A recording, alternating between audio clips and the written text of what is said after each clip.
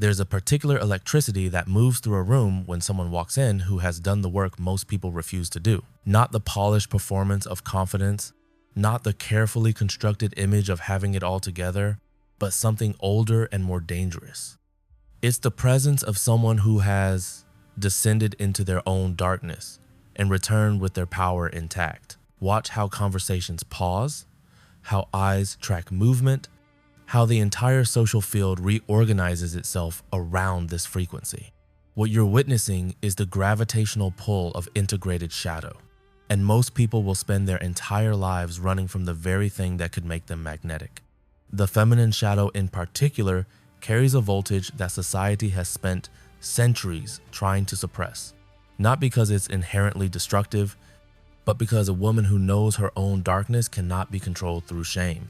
When you heal the wounds that created your shadows instead of performing endless positivity, you don't become nice or palatable. You become inevitable. Before we go further into this territory, understand that what follows is a map for self-reclamation, not a manual for weaponizing pain against others. The distinction matters profoundly. Shadow work in the dark feminine tradition means facing what you've disowned in yourself, the rage you've swallowed, the desire you've criminalized, the calculation you've pretended not to possess. This creates clarity and personal sovereignty, which naturally shifts how others respond to you. But the moment you use these insights to deliberately harm or manipulate someone's vulnerabilities, you've abandoned the work entirely and become exactly what wounded you in the first place. Everything here serves your liberation from the patterns that keep you small, not strategies to make others small. The irresistible quality that emerges from this work is a consequence of wholeness, not a tactic. As we explore this together, I want to hear from you about where you are in this journey. In the comments, write one affirmation that speaks to reclaiming a part of yourself you've kept hidden. Something like, I am allowed to want more, or my anger holds wisdom, or I do not owe anyone my softness. Make it personal, make it true, and watch how naming it begins to shift something. Let's begin with a scene you've probably lived. You're in a conversation where someone is testing your boundaries, not obviously, but through small erosions. A comment disguised as concern, a request framed as if refusing would make you unreasonable. You feel the familiar tightness in your chest, that signal that something is wrong, but you override it because you've been trained to doubt your own knowing. You smile, you accommodate, you explain yourself when explanation isn't owed. Later, alone, the rage surfaces, but by then the moment has passed and the resentment crystallizes into another layer of your shadow. Here's what most spiritual bypassing won't tell you: that rage is not something to transcend or heal away. It's information. It's the part of you that knows when the contract is unfair, and she's been trying to protect you while you've been trying to silence her. The first principle of dark feminine shadow work is this: your so-called negative emotions are not obstacles to your power. They are its foundation. When you stop treating anger, jealousy, or calculated assessment as moral failures and start treating them as intelligence from the parts of you that see clearly, everything changes. The woman who can feel her anger without being ruled by it, who can acknowledge her jealousy and extract its message about her own desires, who can think strategically without apologizing for it, that woman becomes unreadable to people who rely on your predictable self-abandonment. The practical application starts with a simple practice Machiavelli would appreciate: audit your resentments. Every single one is a map to where you've betrayed yourself. Write them down without censoring. The person who always calls when they need something but never when you do. The dynamic where you've made yourself smaller to make someone else comfortable. The opportunities you didn't take because you were performing goodness instead of honoring desire. These aren't just feelings to process. They're strategic intelligence about where your boundaries have been breached and where you've been complicit in that breach. The ethical line is clear. Use this information to reconstruct your boundaries and behavior, not to punish others for what you allowed. Some of you reading this will feel resistance even to acknowledging these resentments because you've been taught that noticing means you're bitter or negative. That's exactly the conditioning that keeps you accessible to people who benefit from your self-suppression. Now consider the architecture of shame, because this is where the deepest power lies dormant. There's something about you that you're convinced would make you unlovable if revealed. Maybe it's ambition that exceeds what's considered appropriately feminine. Maybe it's sexuality that exists outside validation. Maybe it's the part of you that calculated the value exchange in a relationship and found it wanting. Maybe it's the fantasy of walking away from everything you've built. Whatever it is, you've locked it in the basement of your psyche and thrown away the key, and that locked room is consuming more energy than you realize. Every interaction involves the exhausting work of making sure no one gets too close to that door. Every choice is constrained by the need to keep that part hidden. Here's the principle that changes the game. What you're most ashamed of, once integrated, becomes your most magnetic quality. Not because you're performing it or making it your identity, but because the energy you were using to hide it becomes available for presence. The woman who has accepted her ambition stops apologizing for taking up space. The woman who has integrated her sexuality stops seeking permission for her desire. The woman who has acknowledged her calculating mind stops pretending to be naive. This isn't about becoming shameless in the sense of having no discernment. It's about extracting shame's poison and keeping its gift, which is the knowledge of what you truly want. Here's how this works in practice. Identify one thing you're ashamed of about yourself. Not a behavior that genuinely harms someone else, that requires different work, but a quality or desire you've deemed unacceptable. Ambition, rage, sensuality, the desire for solitude. Strategic thinking, the part of you that evaluates people quickly and accurately. Sit with it without the usual chorus of judgment. Ask it, what were you trying to protect me from? What do you know that I need to know? The answers will surprise you. Your ambition knows you're capable of more than your current circumstances reflect. Your rage knows which relationships are extractive. Your sensuality knows that your desire is not a commodity. Your calculation knows that discernment is not coldness. When you retrieve these exiled parts, you're not becoming darker in a destructive sense. You're becoming whole, and wholeness has a gravitational field that people who are fragmented can't manufacture. The boundary here is essential. Integrating your shadow means you own it, not that you inflict it. You become someone who knows their own darkness well enough to keep it from operating unconsciously. There's a particular pattern worth examining because it shows up everywhere in feminine conditioning, the performance of not knowing your own power. You've been in situations where you knew exactly what was happening, exactly how to navigate it, exactly what move would serve you, but you played confused instead. You deferred to someone else's assessment. You asked for permission you didn't need. You made yourself consultative when you were perfectly capable of decisiveness. This isn't humility, though it's often mislabeled as such. It's a survival strategy from a context where female competence threatened male ego, and that context may no longer be your reality, but the programming persists. The principle: strategic uncertainty is useful, but habitual self-diminishment is a bleeding wound. There's profound power in knowing when to reveal your full capability and when to let others underestimate you. But that's a choice made from wholeness, not a reflex born from fear. The woman who has done her shadow work knows exactly how competent she is and chooses deliberately when to show that and when to let her results speak. She doesn't need external validation of her assessment because she's validated it internally. When you stop performing confusion or incompetence, you stop attracting people who need you to be less than you are. The practical edge here requires discernment. Start noticing every time you perform uncertainty when you actually know. In meetings, in relationships, in decisions about your own life, notice the impulse to defer, to consult, to seek approval. Then ask, is this strategic or is this reflex? Strategic discretion means you've assessed that revealing your full hand serves nothing. Reflexive diminishment means you're still operating from a wound that says your knowing isn't trustworthy. The difference is everything. Begin practicing what I call sovereign decisiveness in low-stakes situations. Decide where to eat without polling everyone. Choose what you want to watch without deferring. Make calls on your own time and resources without explanation. Build the muscle of trusting your own assessment. As this strengthens, it naturally extends into larger territories. The ethical line: this isn't about dominating or refusing all input. It's about ending the compulsive need for external permission to trust yourself. Some of you will find this harder than any other practice because the performance of uncertainty has kept you safe. But that safety is also a cage. Let's talk about desire. because this is where feminine shadow work becomes genuinely radical. You have desires you've never spoken, perhaps barely admitted to yourself. Not just sexual, though often including that, but desires for power, for resources, for recognition, for ease, for specific relationships or opportunities.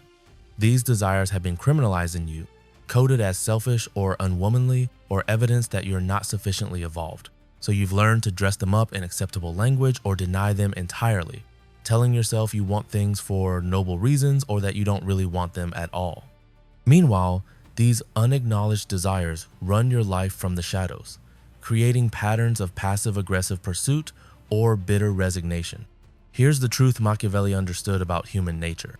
Everyone is driven by desire, but most people won't admit what they actually want, which makes them easy to manipulate and impossible to satisfy. The woman who has excavated her real desires and stopped performing acceptable ones becomes remarkably clear and surprisingly difficult to control through guilt or shame. When you know you want power, you stop pretending you just want to serve. When you know you want wealth, you stop dressing it up as security. When you know you want specific outcomes in relationships, you stop calling it flow or fate. This principle demands brutal honesty with yourself, and it's where many people abandon the work because the truth of their desires feels too dangerous. Here's the practice. Complete this sentence in as many ways as it needs to be completed. Writing without censoring. What I actually want is. Keep going past the acceptable answers to the ones that make your heart race or your stomach drop. I want to be desired by multiple people. I want to be more successful than my peers. I want to be left alone. I want to be chosen first. I want revenge on someone who hurt me. I want to matter more than I currently do. Write it all. The practice isn't to act on every desire. It's to stop lying about what they are. Once you see them clearly, you can evaluate which ones genuinely serve your becoming and which ones are echoes of wounds. But you cannot evaluate what you won't acknowledge. The ethical boundary is crucial. Naming your desires is not the same as being entitled to have them met at others' expense. You can want something and still choose not to pursue it if the cost to others is too high, but that choice comes from power, not from the pretense that you didn't want it at all. If you're feeling the pull to engage more deeply with this way of seeing, write the word clarity in the comments and let that simple act be the first step in claiming what you've been circling. Here's a dimension that often goes unexplored: the strategic use of withdrawal. You've been taught that availability equals care, that being accessible proves your value, that pulling back is punishment. But watch what happens in any negotiation, any courtship, any power dynamic when one party makes themselves scarce. Suddenly the other party reveals what they truly value, suddenly offers improve. Suddenly your presence becomes something to earn rather than expect. This isn't about playing games or manufacturing artificial scarcity. It's about understanding that your consistent availability in situations where it's not reciprocated trains others to devalue your presence. The shadow work here involves facing why you've made yourself so available, and usually it's because you've outsourced your worth to others needing you. The woman who has healed this wound doesn't need to be needed. She can be present by choice, and she can withdraw without explanation when something doesn't serve her. This creates a completely different relational dynamic because people can't take her presence for granted. The application requires you to audit where you're overavailable. Who can access you at any time without consideration? Which situations do you show up to out of obligation rather than genuine desire? Where are you giving energy without equivalent reciprocity? Then practice strategic absence, not as manipulation, but as boundary. Don't answer immediately. Don't accommodate every request. Don't explain your no. Notice what happens. Often you'll find that the people who react most strongly to your withdrawal are the ones who've been taking most advantage of your availability. They'll call it coldness or distance or changes in you. And they're right. Something has changed. You've stopped making their comfort more important than your sovereignty. The ethical line. This isn't about punishing anyone or creating anxiety deliberately.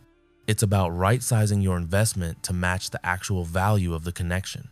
Some relationships will naturally dissolve when you stop over-functioning in them, and that's information, not tragedy. Consider the power of opacity. because this goes against every contemporary mandate to be authentic and vulnerable and transparent at all times. There's value in being known, certainly, but there's also profound strategic advantage in being unreadable. When people can predict your reactions, they can manipulate them. When they know all your wounds, they know where to press. When they understand your desires completely, they can dangle them. The feminine shadow often contains a sharp intelligence about when to reveal and when to conceal, but this intelligence has been shamed as being fake or strategic or not genuinely intimate. Nonsense. Intimacy doesn't require showing everyone everything. It requires discernment about who has earned access to what. The woman who has integrated this aspect of shadow knows that her inner world is not public property, and she reveals it selectively to people who've demonstrated they can be trusted with it. This doesn't make her closed, it makes her sovereign. Practice this by creating layers of access in your life. Not everyone needs to know your struggles, your fears, your full story. In fact, most people don't need to know any of it. And sharing it with people who haven't earned that intimacy is often an unconscious strategy to create false closeness or to preemptively disarm judgment by confessing first. Start keeping more to yourself. When someone asks how you are, sometimes the answer is simply well without elaboration. When someone pries into your choices, sometimes the answer is it's handled without detail. When someone wants access to your vulnerability, sometimes the answer is silence.